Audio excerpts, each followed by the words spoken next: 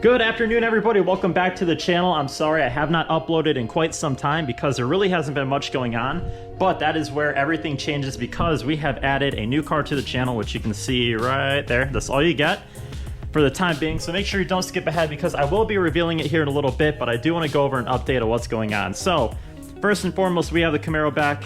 There's not really much going on with that. We are going to be putting up walls back here, a couple lights there, and then a heater right there. So we're going to have a ton more content to do in the winter when the weather gets kind of crappy. The SRT4 is basically done.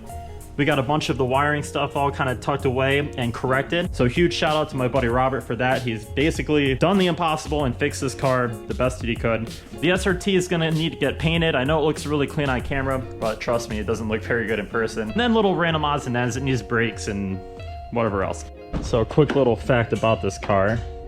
It makes a ton of noises, but I bought this car with 49,960 miles. And when I drove the car, I basically had it for like a few seasons and I never really drove it.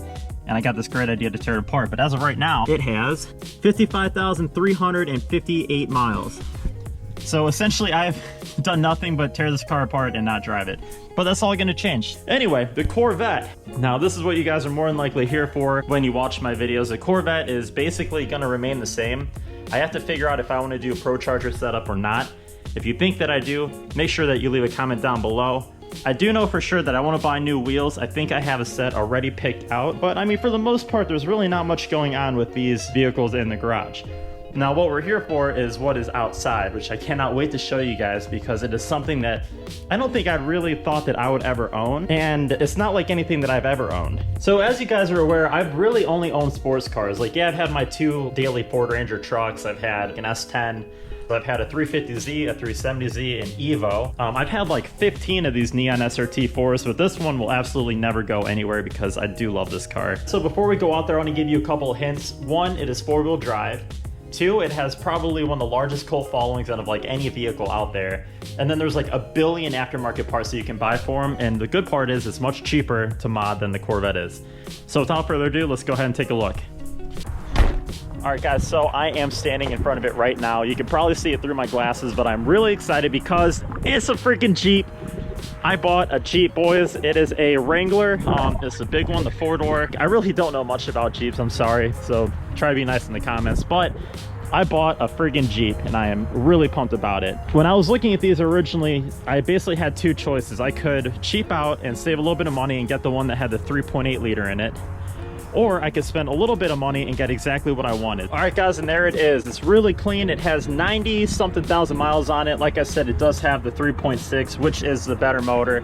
It makes like 80 more horsepower, I think, more torque. I do have a couple of goodies coming in, which you guys will see here in another couple of days. It's the Sahara. It comes with the hard top. I am like really pumped for this.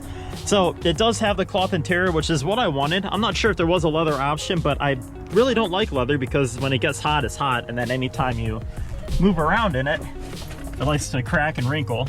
It has the automatic transmission. Another thing that I wanted to buy, not because I can't drive manual. As you guys know, my Z06 is a manual, but for a daily driver, I would much rather have an automatic. It has 96,040 miles on it.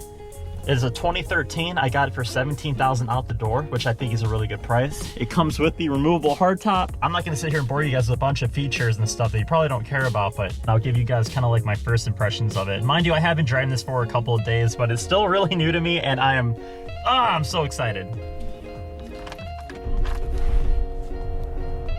So a little bit different of a cold start than what you're used to on the channel. Man, I cannot wait to mod this thing. So I do have a list of stuff that I'm going to buy, all your typical Jeep stuff. Of course, we're gonna be working with Alex over at Wrap Ohio, and we are gonna be putting a wrap on it. But guys, this thing is by far probably one of the nicest daily drivers I've owned in a really long time. I get that we're gonna completely ruin it by putting big tires on it and a lift kit and make it absolutely unpractical like every other car that I own. But I mean, in stock form, it's very comfortable. This is a really good car to drive. You don't really feel a lot on the road. The power is smooth. Not that there's much power to have because the speed only goes to 100 miles an hour. But all in all, like, it's a really good vehicle. All right, guys, so I was filming just now, but unfortunately, when you don't wear your seatbelt in a Jeep, it likes to beep at you like 10,000 times, and that's no exaggeration. And it won't stop. any second now, it's gonna start beeping like crazy. So just wait for it.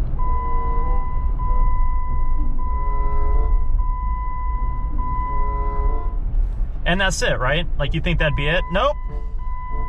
I gotta buckle this in, it's gonna drive me nuts. So you would think that that would be it, but it will literally do that for like 20 minutes straight before it finally stops. So the very first mod on the Jeep, I think, is gonna be the seatbelt horn beeping delete. I just made that up, but that's gotta be the first thing to do. And then I also missed it because I wasn't filming at the time, but I remembered the Jeep wave. So every time I see a Jeep in this thing, like, it's actually true. Like, people actually do wave at you, and they go out of their way to like make sure that you acknowledge them. But it's not like your standard wave. It's not like a whatever. So from what I've gathered, it's hand on the wheel, thumb right here, and then like 2 fingers. Like pow pow. That's it, just pow.